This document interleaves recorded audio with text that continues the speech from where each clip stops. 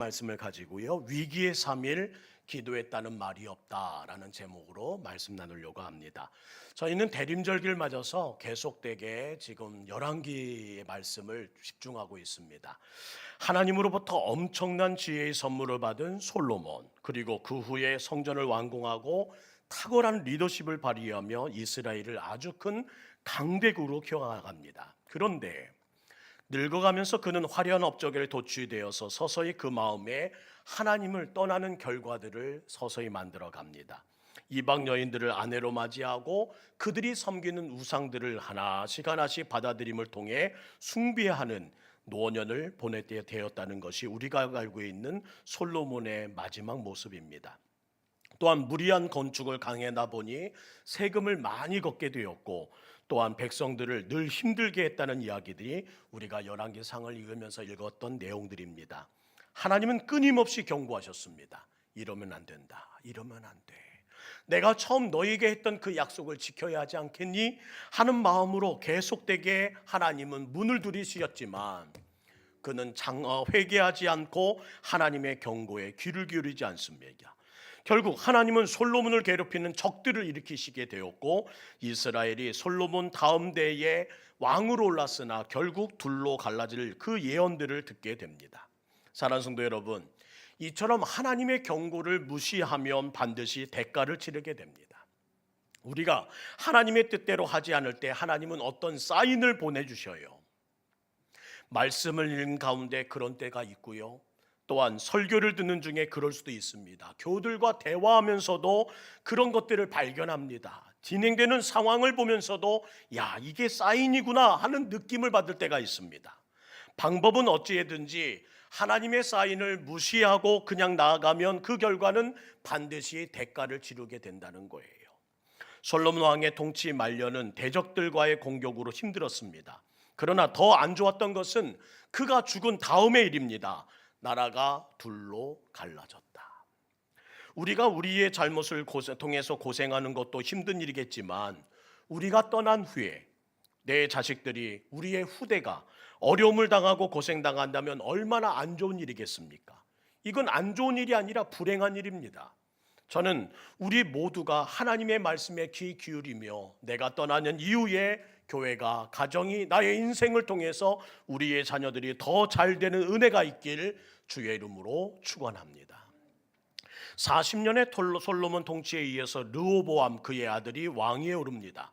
솔로몬의 통치 말기에 꽁꽁 잠재어 있던 문제들과 지파 간의 갈등이 하나씩 드러나기 시작해요. 오래전부터 수면 아래 감춰졌던 그 부패함이 수면 위로 하나씩 떠오르기 시작합니다. 먼저 솔로몬의 후계자인 르호보암이 왕권을 인정받기 위해 어디로 갔는지를 우리는 보기를 원합니다. 오늘 1절 말씀 보세요. 르호보암이 세겜으로 갔으니 이에 온 이스라엘이 그를 왕으로 삼고자 하여 세겜에 이르렀음이더라. 왜 르호보암은 왕권을 인정받기 위해 수도인 예루살렘이 아니라 북쪽에 위치한 세겜으로 갔을까요? 여기에는 복잡한 이스라엘의 속사정이 담겨져 있습니다.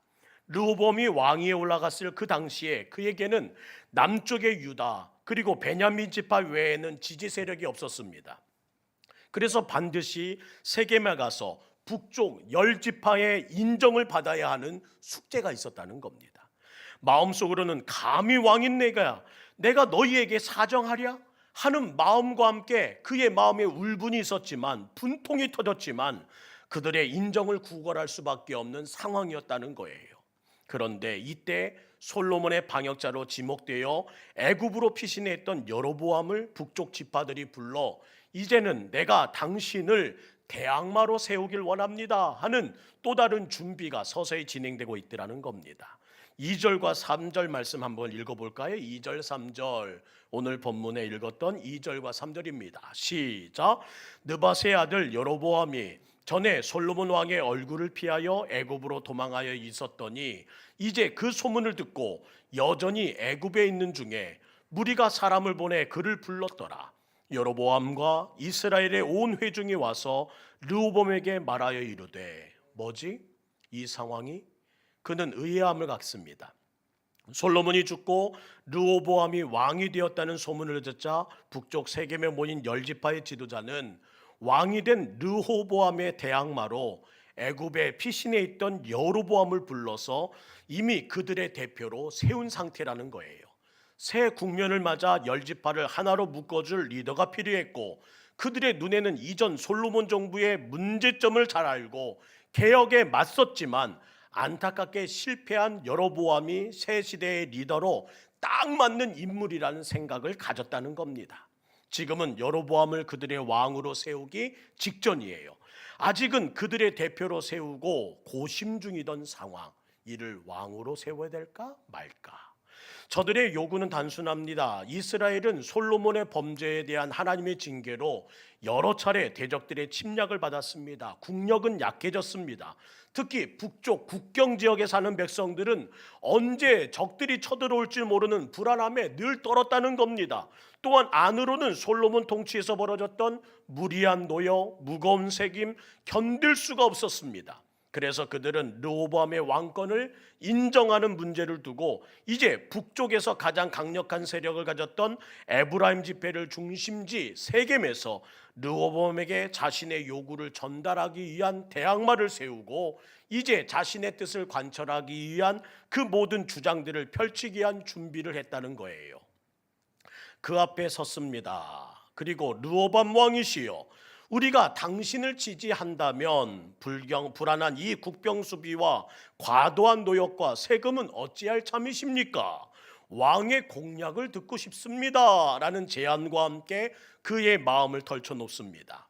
4절과 5절 말씀 보면 그의 마음에 있는 진심이 토로돼요. 4절과 5절.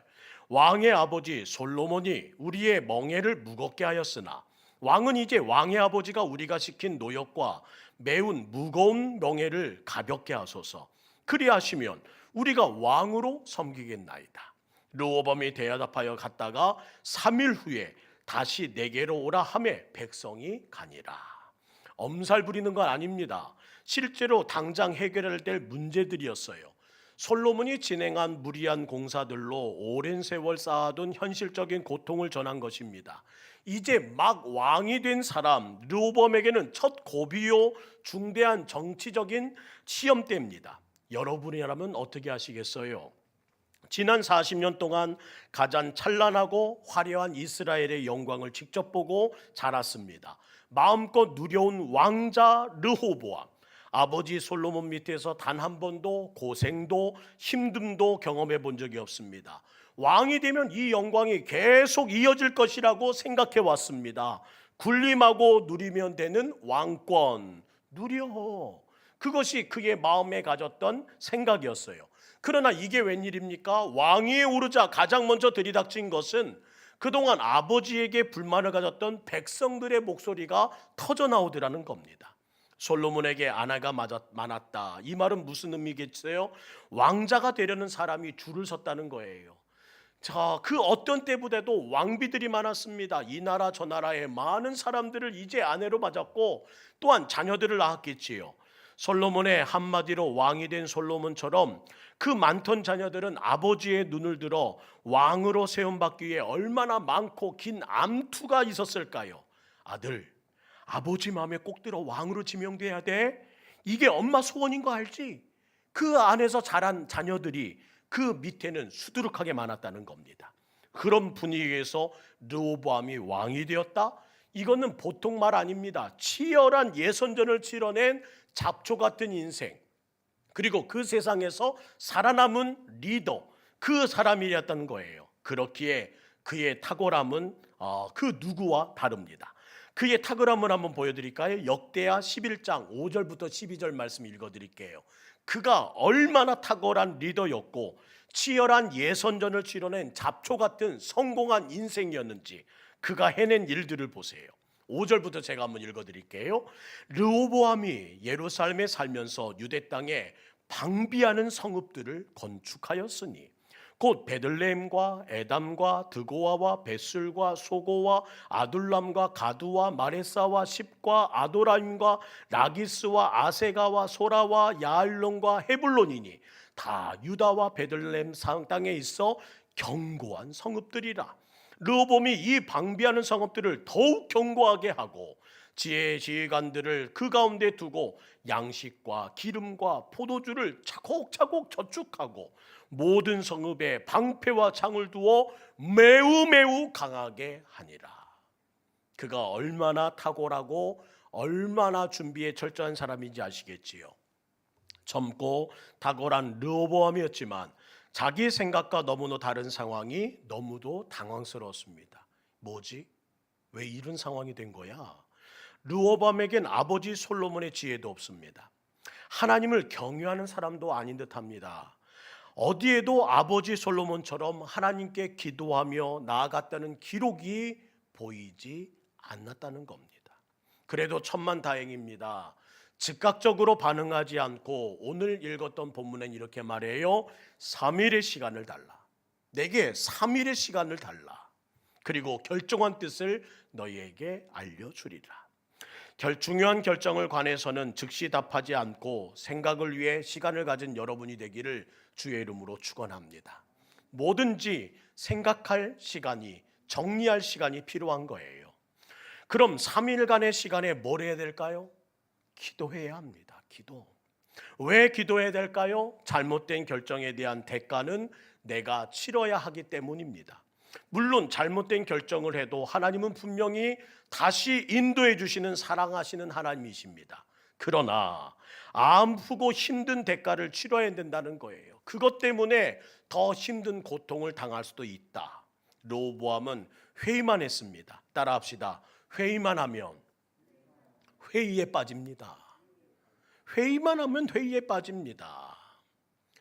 어떤 분들은 말합니다. 당회를 새벽까지 했대요. 문제가 해결되지 않아서. 그럼 어떻게 해요? 담임 목사가 새벽을 깨우고 장로님들이 새벽을 기도를 드렸을까요? 못 드렸을까요? 못 드리게 되는 결과를 갖게 됩니다. 긴 회의로 생긴 앙금으로 무슨 선한 것이 이루어지고 무슨 결과들이 또한 좋게 만들어질까요?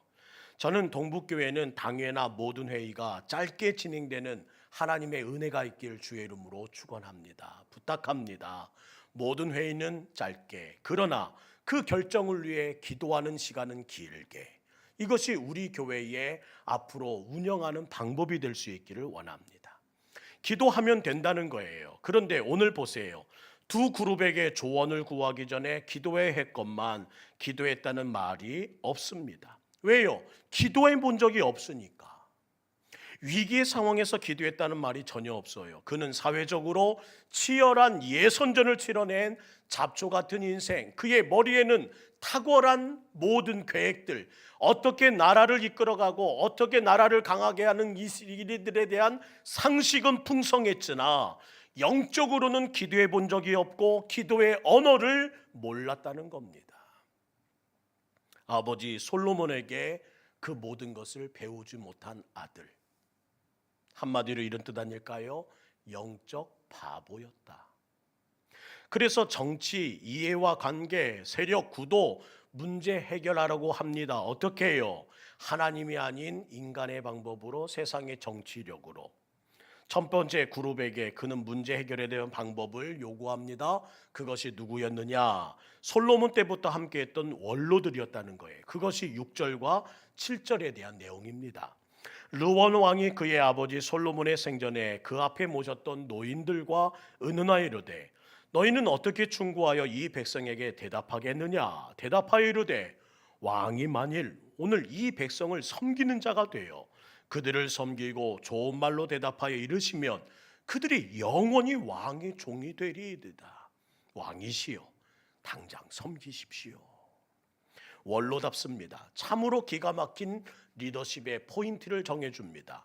왕은 백성을 섬기는 자가 되셔야 합니다. 굴림이 아닌 섬김을 말합니다. 저들의 필요를 알고 채워주어야 한다는 거예요. 당장은 그렇게 해주면 그들이 영원히 왕의 종이 될 것이라는 것을 원로의 눈으로, 경험의 눈으로, 솔로몬과 함께하는 지혜의 눈으로 볼 때 되어질 거라는 겁니다.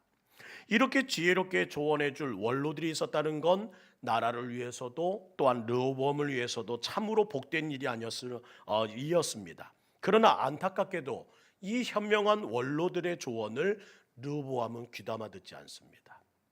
그 말이 자기 마음에 들지 않았기 때문이에요.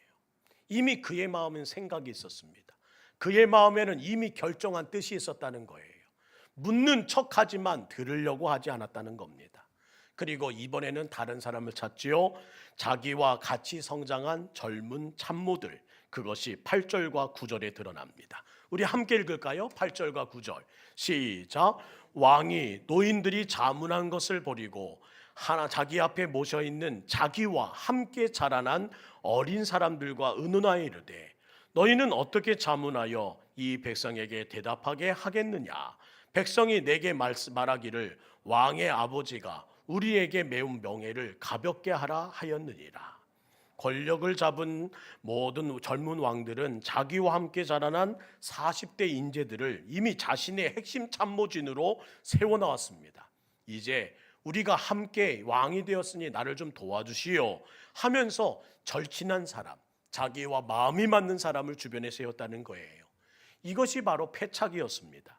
인재를 등용할 때는 능력과 성품을 보고 뽑아야 하는데 그보다는 공과 사를 구별하지 못하고 자기와 친한 사람들을 주위에 두었다는 거지요. 이들은 르호보암의 마음을 너무도 잘 알았고 그가 좋아하는 대답이 무엇인지 그 역시도 간파한 사람입니다. 그가 여러 왕자를 제치고 왕이 되기까지 그 곁에서 생존 경쟁에 살아남은 사람, 어렵게 얻어내어 이제 참모진이 되었고 그의 곁에서 이제 누릴 일만 남았는데 이게 무슨 일이야? 그의 마음에는 이런 생각이 더 컸다는 겁니다. 내가 어떻게 이 자리까지 왔는데 난 이미 왕이 원하는 답을 알지롱. 이제는 왕이 원하는 소리를 그의 귀에 쏟아놓습니다. 그것이 10절 11절 말씀이에요. 함께 자라난 소년들이 왕에게 아뢰어 이릅니다. 이 백성들이 왕께 아뢰기를 왕의 부친이 우리의 멍에를 무겁게 하였으나 왕은 우리를 위하여 가볍게 하라 하였습니다. 왕은 대답하기를 내 새끼손가락이 내 아버지의 허리보다 굵다 하시소. 내 아버지께서 너희에게 무거운 멍에를 매게 하였으나 나는 이제 너희의 멍에를 더욱 무겁게 할 것이라고 선언하십시오. 내 아버지는 채찍으로 너희를 경계하였으나 나는 전갈 채찍으로 너희를 징계하리라 선언하시면 그들이 잠잠할 겁니다. 사랑하는 성도 여러분, 우리에게는 늘 영적 분별력이 필요합니다. 그런 분별력은 어디서 얻어진다고요? 기도해야 합니다. 솔로몬에게 주셨던 하나님께 듣는 마음이 있으면 잘 분별할 수 있었을 거예요. 그런데 그 자리를 떠나 그 모든 일들에 대하여 하나님의 거룩한 은혜 가운데 듣는 마음을 갖지 못한 시간을 갖고 되더라는 겁니다. 저는 지난주 제자리를 호련히 떠났습니다. 작정 기도를 드리기 위해서요. 제 기도 제목은 바로 이것이었습니다. 지난주 저희가 함께 보았던 열왕기상 3장 9절의 말씀, 주여 솔로몬의 그 말씀을 내가 들고 주님의 성산으로 올라갑니다. 내게도 허락해 주옵소서. 열왕기상 3장 9절의 말씀이었어요. 누가 주의 이 많은 백성을 재판할 수 있사오리까? 그 모든 것들을 어찌 제가 결정하겠습니까? 듣는 마음을 종에게 주사 주의 음성 듣게 도와주십시오. 주의 백성을 재판하여 선악을 잘 분별하고 이 모든 일을 어떻게 이끌어 가야 할지 알려주셔야 하겠습니다. 사랑하는 성도 여러분, 특히 다른 사람과 나를 비교할 때 조심해야 합니다. 제가 요즘에 듣게 되었던 많은 이들 가운데 이런 칭찬이 있었어요. 야, 목사님이 저 목사님보다 더 훌륭해 보여요. 어느 순간인가 이제는 서서히 다른 목사님과 비교받는 자리가 되어 있더군요. 그래서 중앙지방에 이 목사님과 저 목사님과 저를 비교하면서 좀 아시는 분들은 잘하고 있다고 말씀해 주시더라는 겁니다. 어깨가 좀 올라갔어요. 좀 또 어떤 분이 이런 말씀하십니다. 원로 목사님보다 목사님이 훨씬 더 잘하는 것 같습니다. 그 말에 저도 신나서 어깨가 이 정도로 올라갔어요. 이게 오니까 저번 다니던 교회보다 훨씬 더 좋습니다. 그 말에 어깨가 승천했습니다. 이런 말을 들으면 당장 기분이 좋을 수 있습니다. 하지만 이번에 머리 숙여 하나님께 물었더니 알려주시더라고요. 이게 바로 함정이란다. 이런 말 들으면 당장 기분이 좋아지지만 사람들은 비교의식 때문에 착각에 빠지게 되고요, 교만하게 만들어진다는 것을 알게 하시더라는 겁니다. 비교의식처럼 자신을 비참하게 만드는 일들도 번번이 발생하더라는 겁니다. 그래서 비교의식은 나를 롤러코스터 타는 것처럼 언제는 높였다가 언제는 추락시켰었다가 그 모든 일들에 대한 감정을 오락가락하는 것이 무엇이다? 비교의식이더라. 사랑하는 성도 여러분, 내 경쟁 상대는 누굴까요? 다른 교회입니까? 아닙니다. 그러면 교회 내에 다른 성도들입니까? 아닙니다. 내 경쟁 상대는 원로 목사님이어야 합니까? 성결교단의 다른 목사님이어야 합니까? 아닙니다. 그분들은 경쟁자가 아니라 하나님의 영광을 위해 함께 달려야 될 동역자들입니다. 그런데 왜 누가 잘하나 경쟁을 붙이는지요? 왜 교회끼리, 왜 목회자끼리, 왜 성도들끼리 경쟁하면서 함정에 빠지십니까? 내 경쟁상사는 누굴까요? 따라합시다. 나. 바로 내가 경쟁 상대가 되어야 합니다. 오늘의 자기 자신이 비교 대상이 되어야 합니다. 교회, 동북교회 경쟁 상대는 오늘의 우리 교회가 되어야 하고, 하나님의 기준에 비추어서 늘 자신을 돌아보며 오늘의 나의 모습을 비교 대상으로 삼아야 된다는 거예요. 네가 아니라 내가 되어야 한다. 지난 과거의 나와 오늘 과거의 나는, 현재의 나는 어떻게 달라졌는지 비교해야 되고, 지난 과거의 교회와 현재의 교회의 모습은 무엇이 달라졌는지를 비교해야 하고, 오늘의 교회가 앞으로 달라질 교회와 무엇이 달라질 것을 기도하고 있는지 비교 대상이 되어야 하지, 다른 교회, 다른 사람, 다른 영혼이 아니더라는 겁니다. 사랑하는 성도 여러분, 어제보다 오늘이 낫고 오늘보다 내일이 더 나은 나의 모습, 교회의 모습, 이 나라가 바로 부흥과 성숙을 이루는 방법 아닐까요? 비교 대상을, 경쟁 상대를 바로잡아야 합니다. 사랑하는 성도 여러분, 오늘 여러분이 선택한 경쟁 상대는 모두 다 잘못된 것일 수도 있습니다. 다시 한번 부탁합니다. 나의 경쟁 상대는 과거의 나의 모습이요, 현재의 나의 모습이요, 앞으로 되어질 나의 모습이어야 된다는 겁니다. 다른 사람이 아니라 내가 나를 붙잡고 씨름하는 사람이 되어야 된다는 거예요. 오늘 르호보암은 백성들의 요구에 대해서 3일이란 시간을 두고 조언을 구하고 경청하는 신중함을 보인 것은 참으로 좋았습니다. 그런데 그는 기도하지 않습니다. 그의 모습을 바라보며 과거의 나와 현재의 나의 비교 대상으로 취한 것이 아니라 아버지와 나의 모습을, 지난 과거와 현재의 모습을 항상 비교해 가면서 어떻게 살아야 될지를 생각해 나갔다는 거예요. 원로들의 조언은 마음에 들지 않았습니다. 그러자 그 모든 생각들과 주장들을 버려버립니다. 아니, 애초에 듣고 싶은 마음도 없었는지 모릅니다. 그 말을 해준 젊은 참모의 조언을 오히려 선택하고, 르호보암의 독서를 들은 백성들은 오히려 분노하고 결별을 선언해요. 그것이 12장 16절의 내용입니다. 온 이스라엘이 자기들의 왕의 말을 듣지 아니함을 보고 왕에게 대답하여 이르되, 우리가 다윗과 무슨 관계가 있느냐? 이새의 아들에게서 받은 유산이 없도다. 이스라엘아, 너희의 장막으로 돌아가라. 다윗이여, 이제 너는 내 집으로 돌아가라 하고 이스라엘이 그 장막으로 돌아가니라. 어리석은 르호보암 때문에 위대한 왕인 다윗과 그의 아버지 이새까지 다 불러 한 자리에서 욕을 먹습니다. 북쪽 10지파의 거센 반발에 르호보암은 깜짝 놀랍니다. 당황한 르호보암 다급히 그 모든 일을 해결하고자 어떻게 해요? 부하 아도람을 보면서 이 상황 좀 수습해봐 하는 일들을 치닫게 됩니다. 18절 보세요. 르호보암 왕이 역군의 감독 아도람을 보냈더니 온 이스라엘이 그를 돌로 쳐 죽인지라. 르호보암 왕이 급히 수레에 올라 예루살렘으로 도망치듯 나아갑니다. 아도람이 누군가요?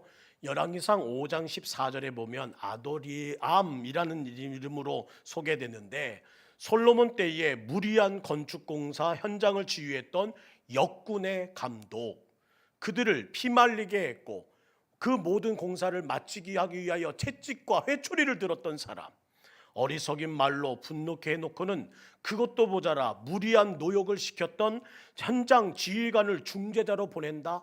따라합시다. 아이쿠야, 정말 이게 왜 이런 일들이 이루어지는 걸까요? 기도하지 않아서. 3일 동안에 그가 모든 것을 보류하고 기도했더라면. 열왕기상 12장 20절 말씀 한 개 읽을까요? 12장 20절 시작. 온 이스라엘이 여로보암이 돌아왔다 함을 듣고 사람을 보내 그를 공회로 정하여 온 이스라엘을 왕으로 삼았으니 유다 지파 외에는 다윗의 집을 따르는 자가 없으니라. 민심은 르호보암의 에게서 등을 돌립니다. 이렇게 다윗과 솔로몬이 80년 동안 피땀 흘려 이룩한 통일 이스라엘 왕국은 이 르호보암의 어리석은 결정으로 순식간에 두 동강이가 났다는 거예요. 있던 것마저도 쪼개졌다. 위기의 3일 기도했으면 안 갈라졌을 텐데, 가정의 위기에도요 기도하지 않으면 두 공당이 납니다. 교회도 위기에 기도하지 않으면 하나님의 교회라고 할지라도 박살납니다. 우리에게 주어진 3일 기도하지 않고 회의하고 논의하고 다른 거 찾아다니면 무너진다고요. 이것이 오늘 본문을 통해 주님이 주시는 메시지입니다. 연말을 맞았습니다. 사업에 위기가 있으십니까? 왜요? 기도하라고요. 건강의 위기가 왔다? 기도하라고. 인생의 위기를 만났다? 기도하라고. 내 인생에 기도하라고 주어진 3일이 주어졌다? 기도하지 않으면 기억하십시오. 두 동강이 난다, 쪼개진다, 갈라진다. 마지막 승부의 기회를 놓치지 말아야 합니다. 그런데 르호보암을 보세요. 아직도 정신을 못 차립니다. 기도하지 않으니까. 그것이 21절의 내용이에요. 르호보암이 예루살렘에 이르러 유다 온 족속과 베냐민 지파를 모으니, 왜 모아요? 전쟁하려고. 택한 용사가 18만 명이라 이스라엘 족속과 싸워 나라를 회복하여 솔로몬의 아들 르호보암에게 돌리려 하더니. 그럼 전쟁으로 한번 시작해 볼까? 하나님은 동족끼리 죽이고 죽이는 이 피비리 나는 전쟁을 원하지 않으십니다. 그래서 선지자 스마야를 통해 말씀하시죠. 24절 여호와의 말씀이 너희는 올라가지 말라. 너희 형제 이스라엘 자손과 싸우지도 말라. 각기 너희 집으로 그냥 돌아가라. 이 일이 나로 말미암아 난 것이라 하셨다 하라 하신지라. 그들이 여호와의 말씀을 들고 그 말씀을 따라 돌아갔더라. 하나님의 간섭으로 전쟁은 이루어지지 않았으나 기도하지 않고 3일이라는 시간을 그의 마음들 가운데 감정과 그가 해왔던 모든 경험과 그가 결정한 모든 내심을 드러내며 진행했더니 어떻게 되었대요? 하나님이 원치 않은 길들로 치닫게 되더라. 사랑하는